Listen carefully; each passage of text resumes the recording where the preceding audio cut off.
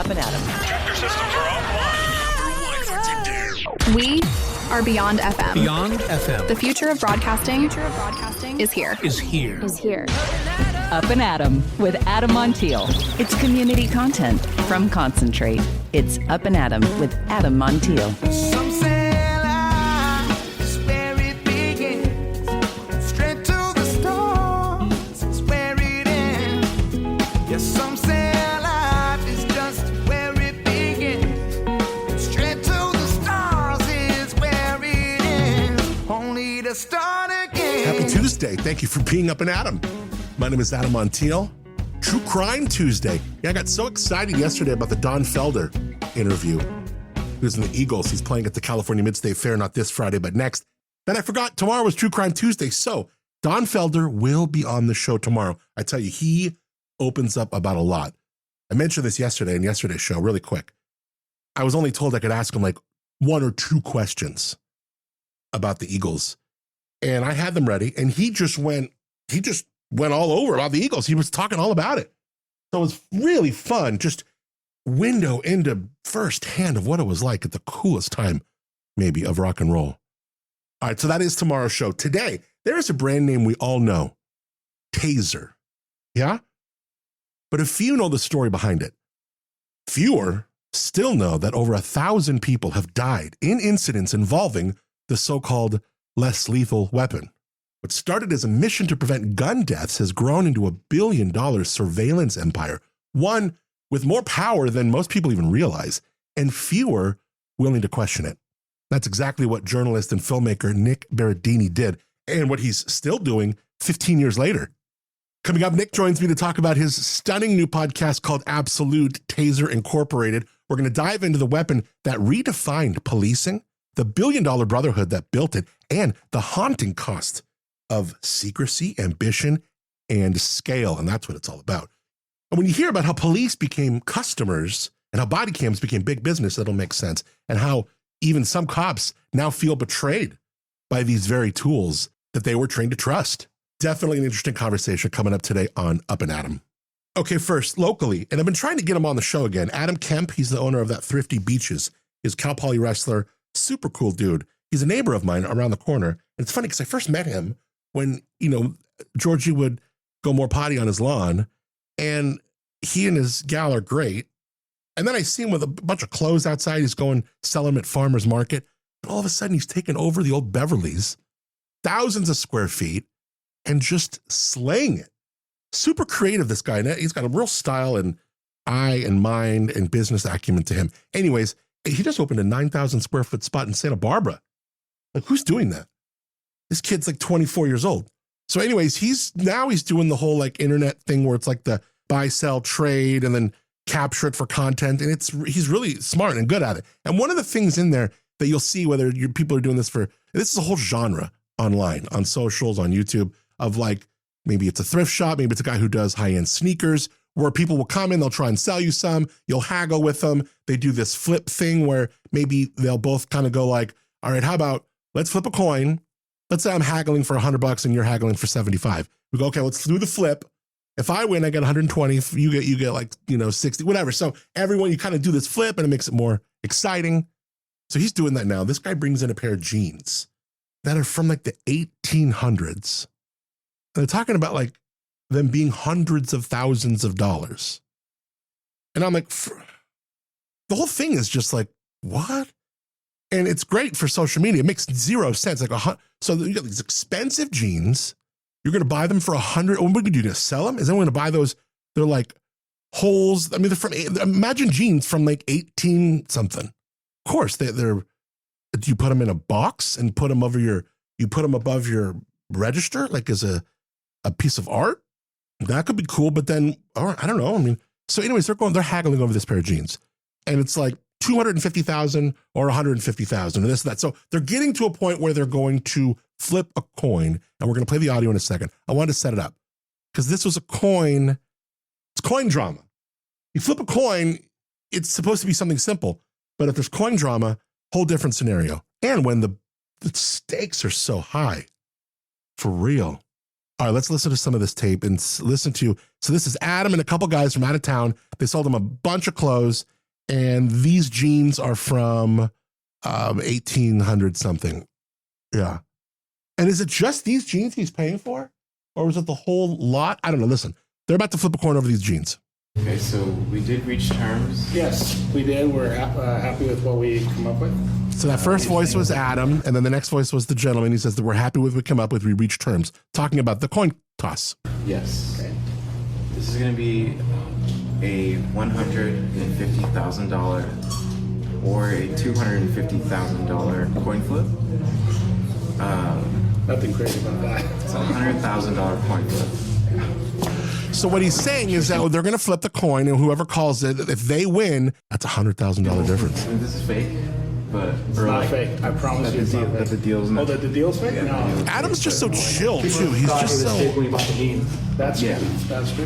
This is a real deal. he's so chill. I will admit. We are too. Extremely. All right, he's kind of nervously just, We're doing it right now. Let's do this. okay, here we go. They're about to flip a coin. All right. Are you calling here? You're calling. No, you can go. So he tells Adam that Adam can call it. Adam's holding this big ass coin, flips it, hits the ceiling, and then falls on the ground. I wish I could rewind it. It's Instagram, but he doesn't say heads. Adam's the one calling it. Adam doesn't say heads until it already, one, hits the ceiling, but after it hit the table. So now that the coin is kind of, it's like wobbling, but it's pretty much decisively on a side. It doesn't rotate anymore in the air or flip around on the table.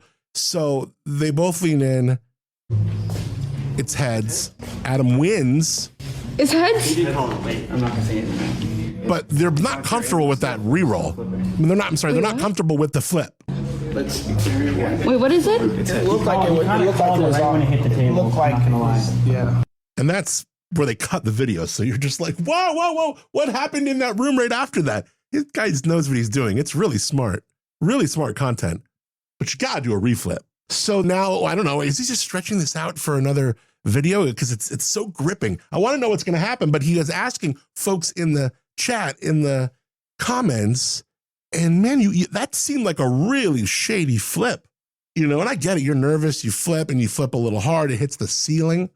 That's odd, because I guess they're upstairs in that big ass building where the ceiling is right there. And then it hits the table, and it hits the table, and it goes heads. And there should be nothing about calling a coin flip after it's already touched wherever it's touching, whether that's the ground, whether that's a desk or a counter, wherever you're flipping this coin, the call heads, tails, it needs to be while it's in the air. Why is that? That shouldn't even be debated, right? We're talking about $100,000. Yeah, run that back. All right. I saw the yesterday. And his videos are going super viral. That one has just thousands of views already. And then he's been doing a lot of these where he's just.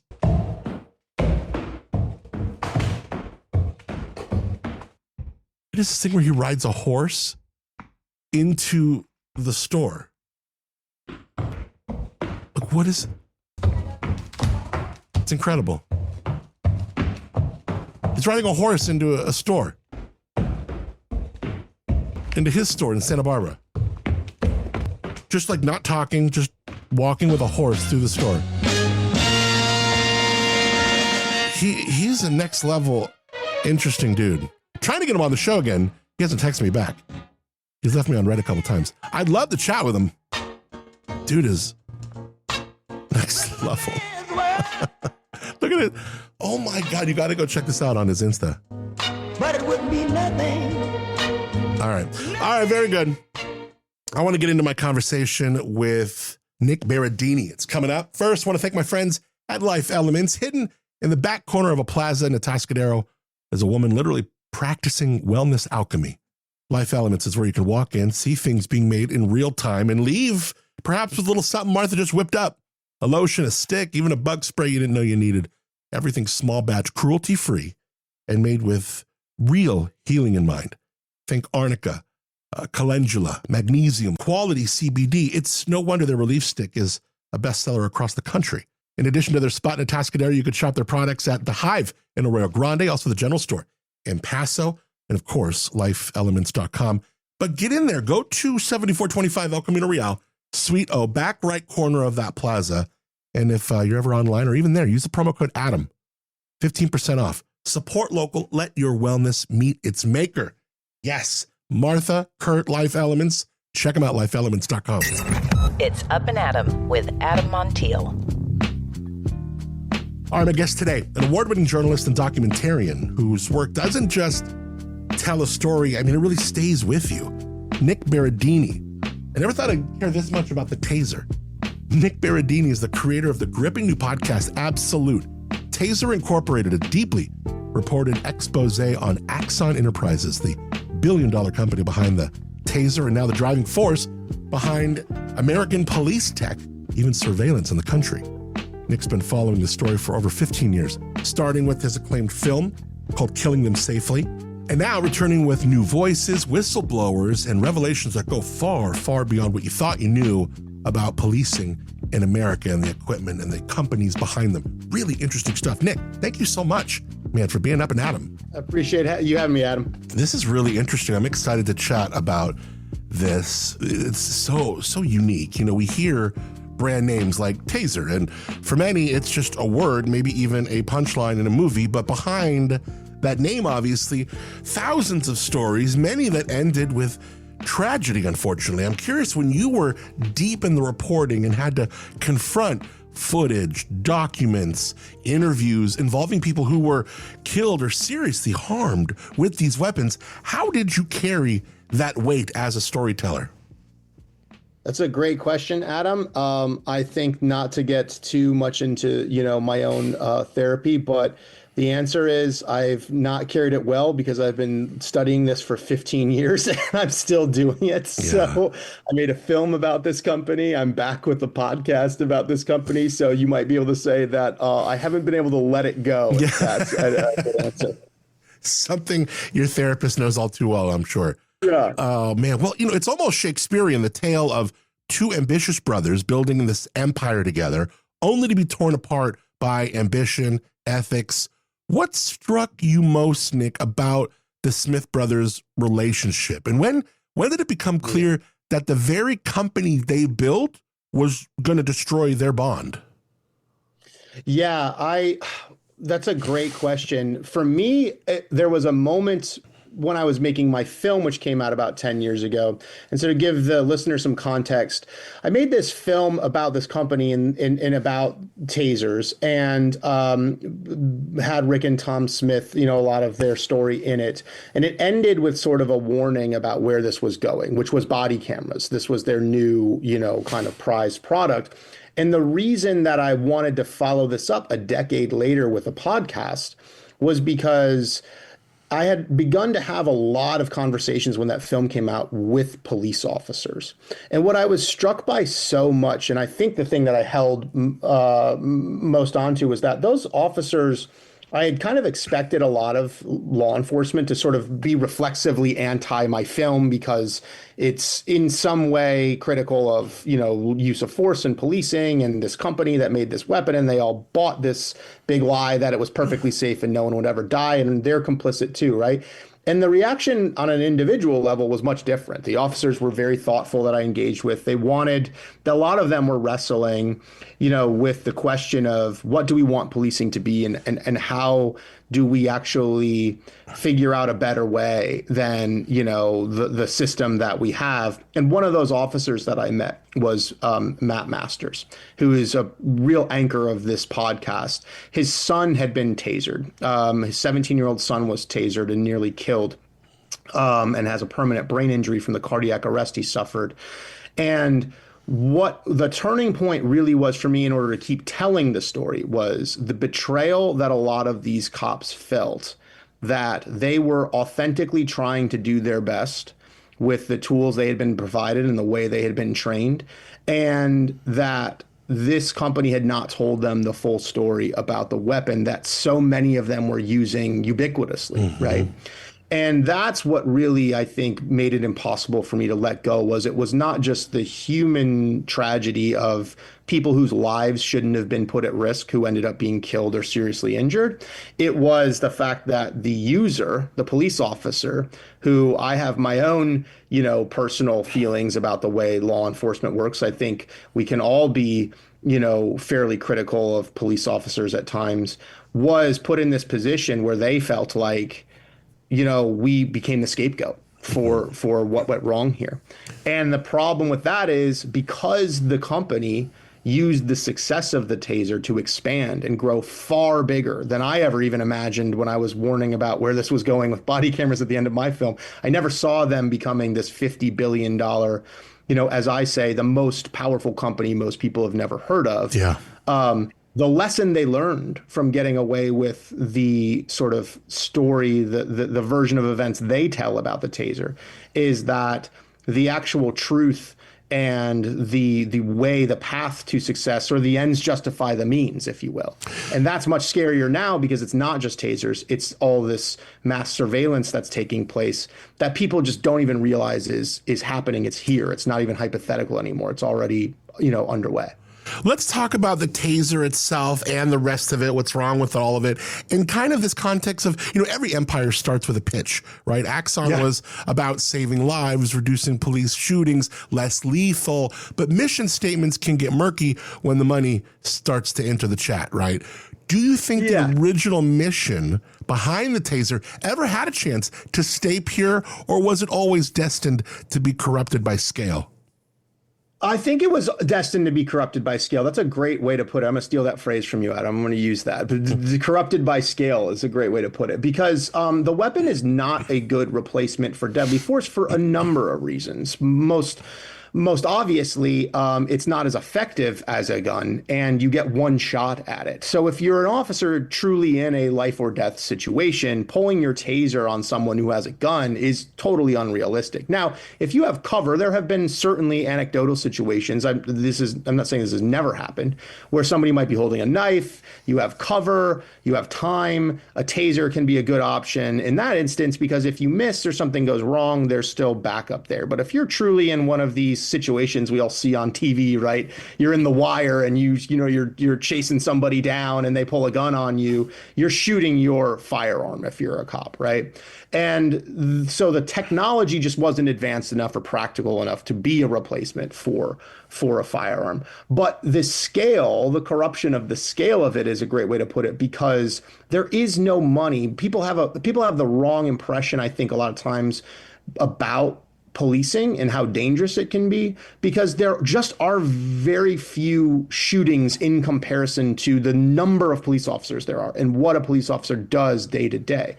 So if you're a department, you already got your officers carrying a gun. Most of them will never use that gun in their day-to-day job. What's the point of having a Taser if you can only use that Taser in replace of a gun that you're probably never going to use anyway? What the trick was, the scale was, hey, you don't just need to use this Taser in a dangerous situation. You can use this Taser in any situation because it's very effective and you cannot be killed. You cannot kill someone with it.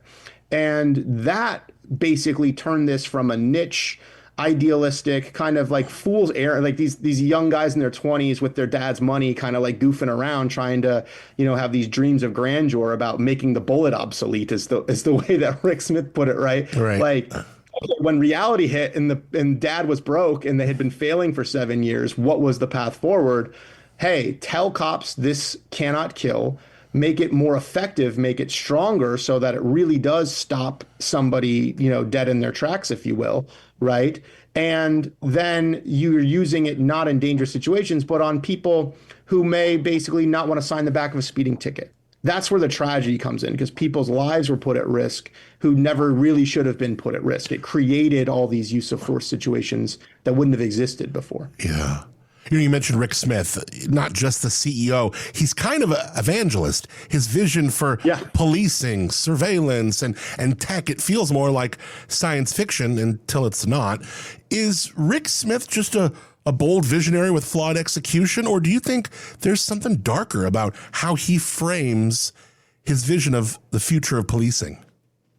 Oh my gosh. If we had 3 hours, I would love to get into, our tech oligarchy and the way a lot of, I feel like the ethos of Silicon Valley, the literal move fast and break things ethos that's created by a lot of, our tech oligarchs, right? Creates a worldview in which they have their own sort of, hero worship. They have their own grandiose sense that, their mind is, capable of solving any problem. And what it does is it distances themselves from the problem they're trying to solve, right? That they are the solution much as the technology is the solution. And so, for me, it really begins, I ask a lot of questions about, would Rick Smith have really wanted to save the world from gun violence, which is what his initial mission really was, which he says his initial mission was, if the people that inspired him to create the taser, his two friends who were killed in a road rage incident, or at least these two high school acquaintances he knew who were killed in a road rage incident. Spoiler alert, there's a controversy about that in the story about whether they're actually his friends or not, right? These two guys are killed in a road rage incident, but they're these, very well-off community of Scottsdale. It's a shooting where a shooting is never supposed to happen at a rich resort, at a party with young people with their whole lives ahead of them in Scottsdale. But that shooting happens in North Phoenix, all the time to communities that are disenfranchised. Would Rick Smith have wanted to solve gun violence if it happened that same weekend in a community that he didn't know anything about? And then he's begun to create these technologies that impact communities that he has no relationship to, that don't actually, for the most part, impact these communities, that he doesn't have a relationship to, that he doesn't think about the socioeconomics of how somebody ends up addicted to drugs and on the wrong side of a taser. Well, the problem of that is they are so convinced of their own greatness that they can live in an alternate reality where their version of events, even against all fact and evidence, is the true version of events. And because there is no one there capable of reeling them back in, no regulatory authority capable of reeling them back in, they're going to push as far as they can push until they're told no, and there's just no one to tell them no. And so it's a complicated answer because it's not like he's twiddling a mustache and he's just some bad guy. I've heard he's a great dad. I've heard he's a great boss. He's very relatable as a person. But the world in which he makes these decisions about the future of policing is made in a world where he's never really fully grasped the consequences of policing. Now it affects us all with the surveillance technology. You've covered this industry before. We joked earlier talking about the film Killing Them Safely. I love that name, by the way. But coming back to it now with Absolute, it feels like unfinished business. And we joked about letting it go. But what pulled you back in? Was there a single whistleblower, piece of footage, or a revelation that made you say, no, I'm not done yet? Yeah, well, certainly Matt Masters was one. If I had known Matt Masters as I was making my film, he would have been front and center in my film too, because you have the perspective of a police officer who buys all in on the us versus them thin blue line, mentality of policing until his own son is victimized. And he buys in so much to this mentality, this toxic mentality, I believe, that he doubts his own son and what his son did or did not do to get tased until a year and a half later when they finally see the video footage of what happened, right? So that was one. I met Matt because of the film. And Mike Leonicio, who's a former Oakland police officer who then became a consultant and what they call a master instructor, a taser trainer for cops in Northern California, gets on the inside of some of these medical tests and realizes that the things that they are seeing, the company is seeing in their own research, are not being told to the officers in training, and that there were real risks.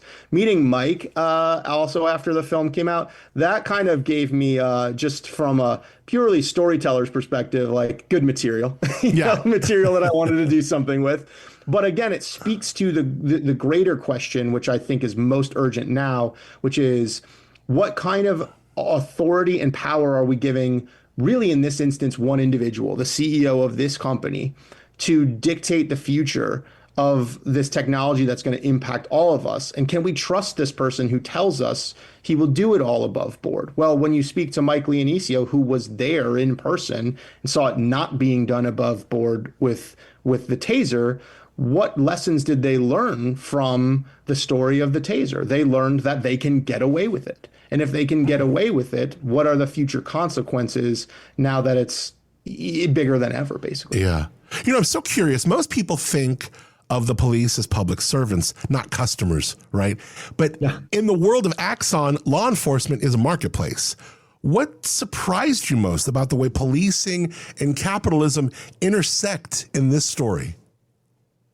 How little there were, how few regulatory stops there were in place to prevent the company with the obvious vested interest in selling as many tasers as possible from making claims that turned out to be easily debunked. Once the work began of debunking them, they were it didn't take a rocket scientist. I'm pretty smart. I'm not brilliant, but I'm one of the people who's able to, read enough documentation to go like, this doesn't add up. And in fact, one of the characters who I met who didn't make it into the podcast, but we were going to do a bonus episode about is a cop named Andrew Dennis, who's a trauma surgeon and a doctor.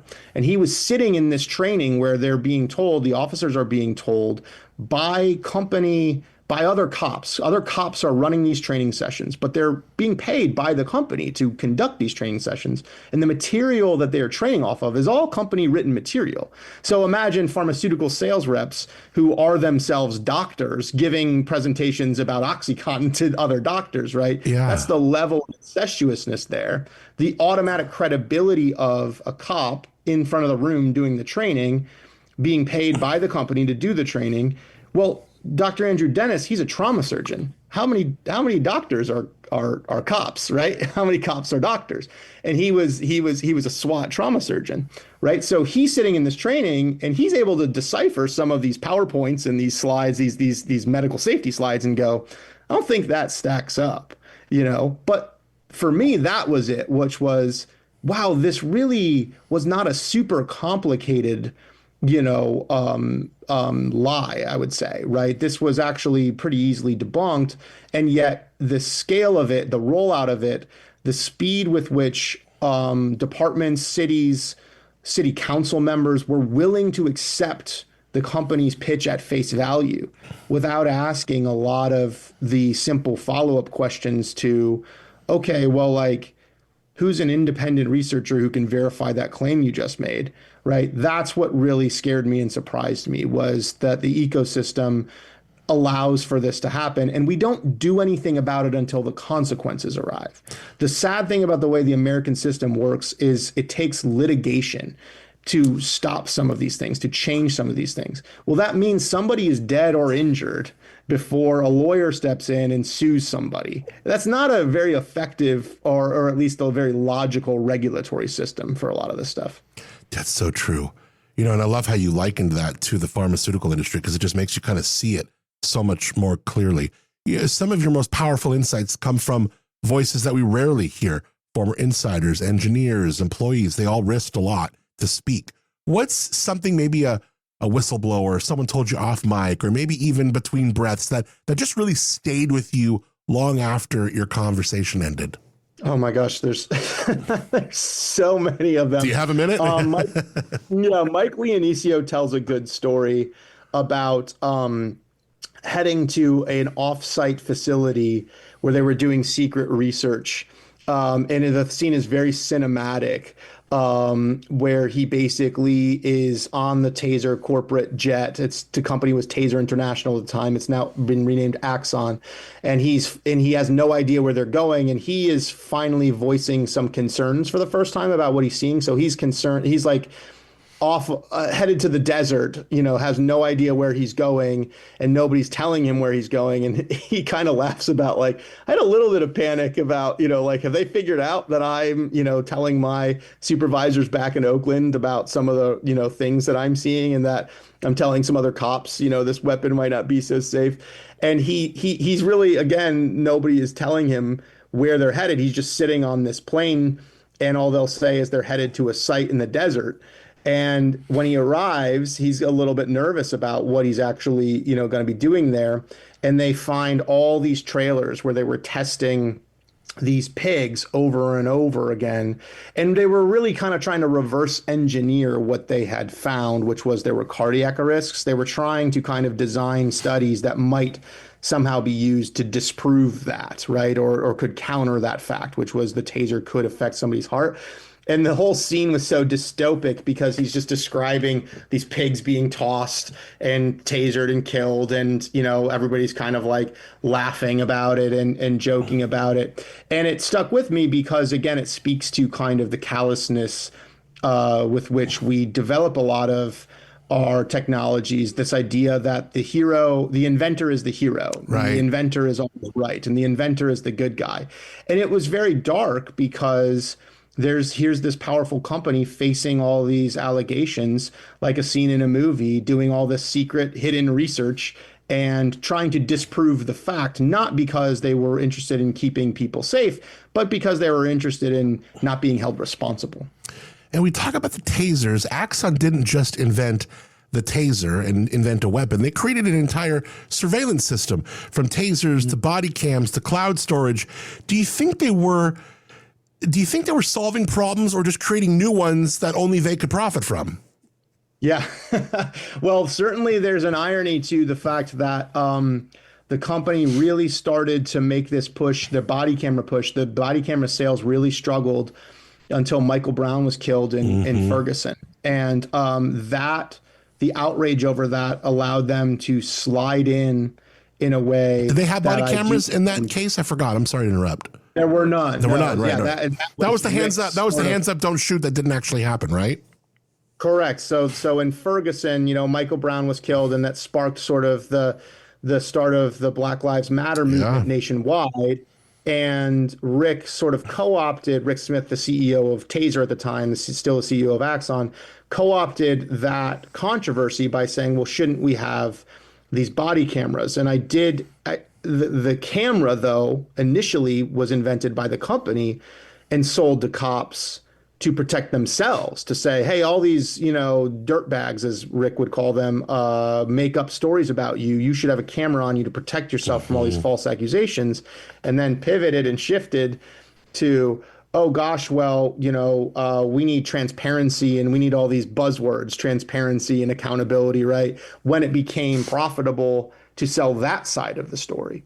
And so when you're seeing a lot of this language in the speech now, it's much more tech forward. It's much more in almost an activist space, because they know actually they're not trying to sell cops anymore. They're trying to sell the public. And because they're trying to sell the public, they want to say things, about how we need transparency and cameras provide transparency.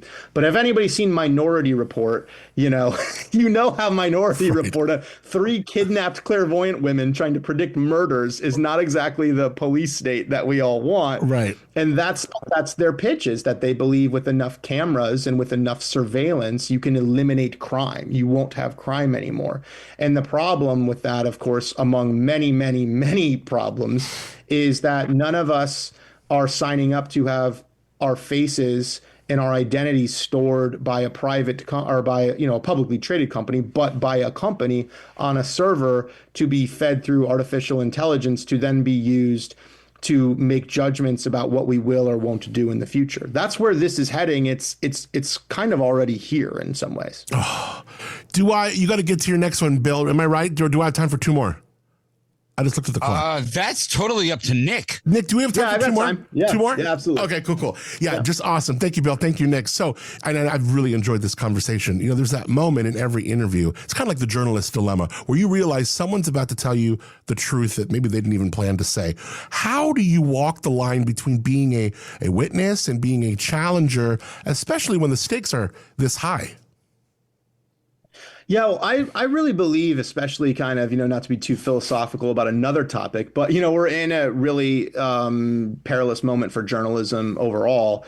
And I think what I take a lot of pride in as the journalist is what our job, citizen journalism can be done really, really effectively. But the journalist, the professional journalist's job is to find the context and balance through which we translate somebody's story to have the greatest impact for, the reader, the listener, the viewer, whatever. Right.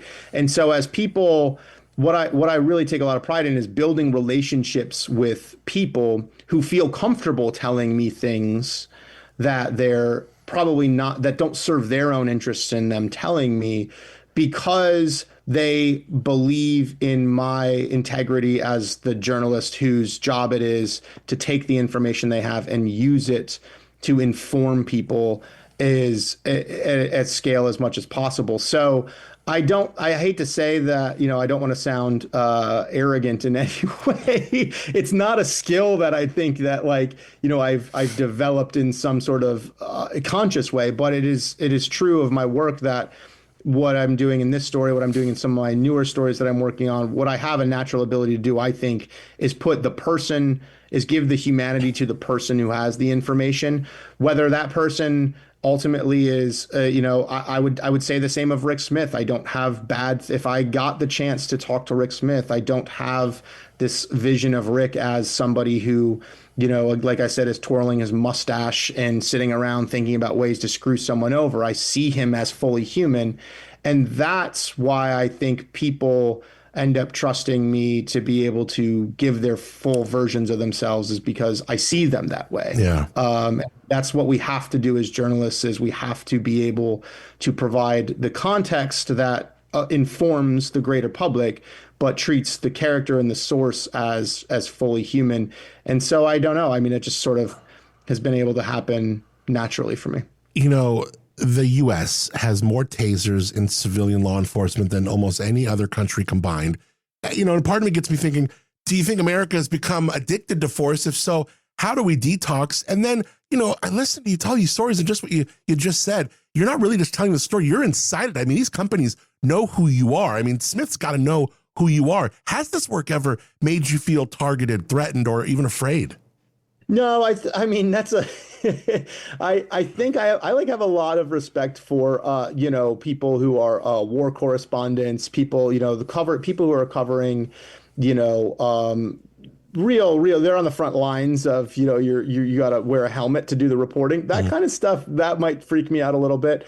I think to answer the second part of your question first, I'm not afraid of any of, the work that I'm doing now, because I also do think that there is a respect. I don't think I'm well liked. I wouldn't say that I'm anybody. No, nobody is my fan over there. Right. But I think that they respect the fact that I try to take a complete picture, that I have an opinion in some way that informs my reporting, a worldview. We all do. Journalists have opinions too. That's what the context is. That's what the worldview is that informs your story.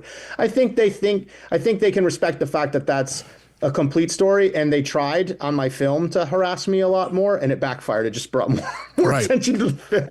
So, I mean, I think they're probably smart enough. A lot of the American companies and American interests that I deal with are probably, as businesses, smart enough to know you shouldn't pour gasoline on a fire, right? But the first part of the question, remind me again. It's just the idea of kind of. It was really the idea of just kind of like detoxing from. Do you think America is like addicted to force? And if so, how do we kind of pull back? Yes, I do. I think that at the core of this story, and why having a police officer himself anchor so much of the story, and Matt Masters, is because these technologies are offered as solutions, and they're treating symptoms of a disease without actually trying to get at the core of the disease, right? What is the disease? And the disease is a embrace of a dehumanization, of a victim's mentality in the United States that we have about people who find themselves on the quote unquote wrong side of the thin blue line, right? We have so bought into the hero worship of American policing, American law enforcement, American gun culture. The idea that, you know, we're tough and we can take care of ourselves and we protect our families and we, you know, work hard, right? Well, there's no communal sense of what policing is actually supposed to be, which is the protector, right, of society. And as we've progressed, policing has always been at its core rooted in, you know, an us versus them mentality, because there's, let's face it, a lot of institutional racism that began in the history of professional policing and modern policing. There's a lot of drawing lines and good guys versus bad guys. And that's only grown more toxic now, despite the progress that we have made in some areas. It's grown more toxic because, as you're seeing in our current environment, we're still so compartmentalized and divided about who deserves dignity, who deserves humanity. And police officers are not mental health professionals. When they walk up to a scene and somebody's in mental health crisis, it's very difficult for them to access the empathetic part of their brain that is to try to figure out how to help this person. What they're accessing is the part of their public safety brain that has taught them they're wearing a uniform, they're, you know, they got a badge on, they're there to protect each other and the public from this crazy person, quote unquote, right? Right. It makes it easier to dehumanize.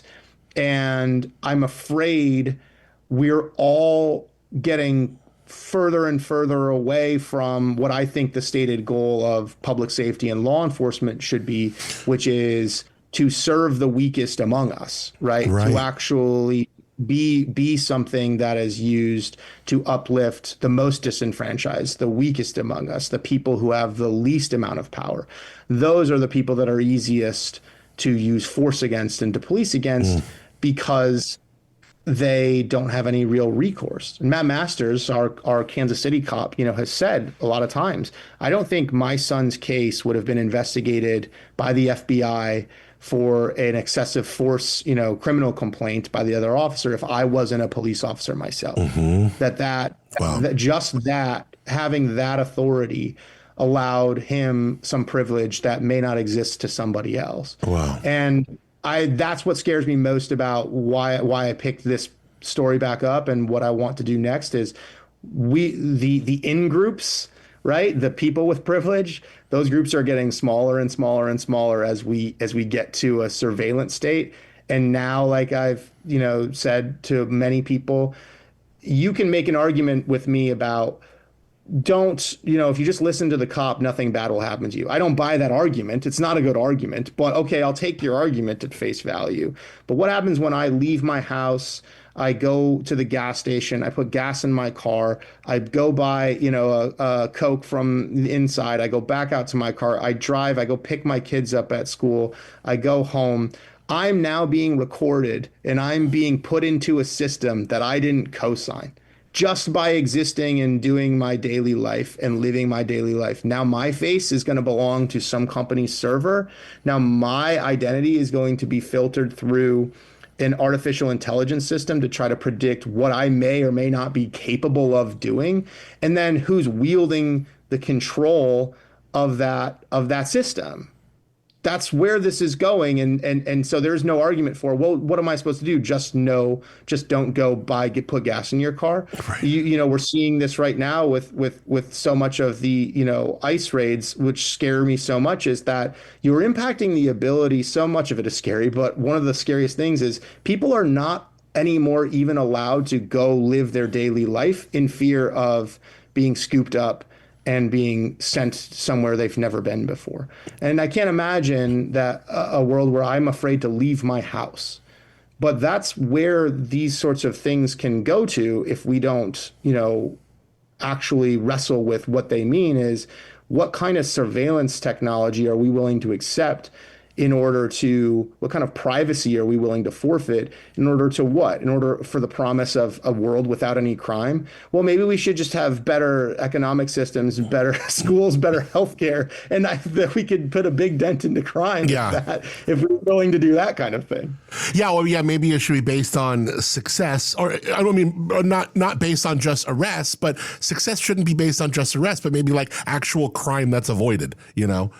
It's so... Well, again, everything about Minority Report starts off brilliantly. When you watch somebody, stop a murder, you're like, wow, what an amazing technology. And then you watch you read the book. If you read the book, watch the 2-hour Tom Cruise movie. As the movie goes on, you quite, easily see the flaws in the system. Yeah. But that's my point is Rick Smith does not see the flaws in the system. Yeah. He thinks the system is great. Right. Yeah, mic drop, man. Wow. Well, links to Absolute, also all of Nick's work, including the Killing Them Safely, in the show notes. Wow, I've really thoroughly enjoyed this conversation, man. I hope you have too. This was great. Yeah, I have. Thanks so much, Adam. Thanks a lot. I really appreciate you, Nick. Thanks for being Up and Adam, dude. You bet. Talk to you soon. Some say life's where it begins. Straight to the stars is where it ends. Only to start again. All right, you can find Absolute wherever you get your podcast. Links in the show notes. And for more on Nick's past work, including his documentary, Killing Them Safely, and what he's been working on since, we've got everything linked up for you. So check it out. Can't believe the fair starts Wednesday. It's not even that hot. You figure, like, if the fair's going to be on the calendar, we're just going to see 100 degrees, right? And normally we do, but temps really maybe 80 tomorrow. For the first day of the fair, that's not bad. It's going to come up, though. It's going to creep up mid upper 80s by the weekend, 90s, maybe into early next week. So we'll see. But better than like 105, right? All right. Looking forward to the rest of this week with you. Thank you so much for connecting here. Thanks to Moonshiner Collective, original music on the show, moonshinercollective.com, the website. Thanks to Tamber Winery for the Lowbro Studios at Tamber. Taste their wines, the village of Arroyo Grande. Tamber, Timbre, tamberwinery.com. Love them. And you, I love you. Thank you for connecting, rating, reviewing, subscribing. However you connect with the show, letting other folks know about it, and taking that second to rate, review, subscribe. It means a ton. So thanks. Till tomorrow, I hope you have a great day. Thank you so much for being Up and Adam. Some say life's where it begins. Straight to the stars is where it ends. Only to start again. Let's start again. We'll start again.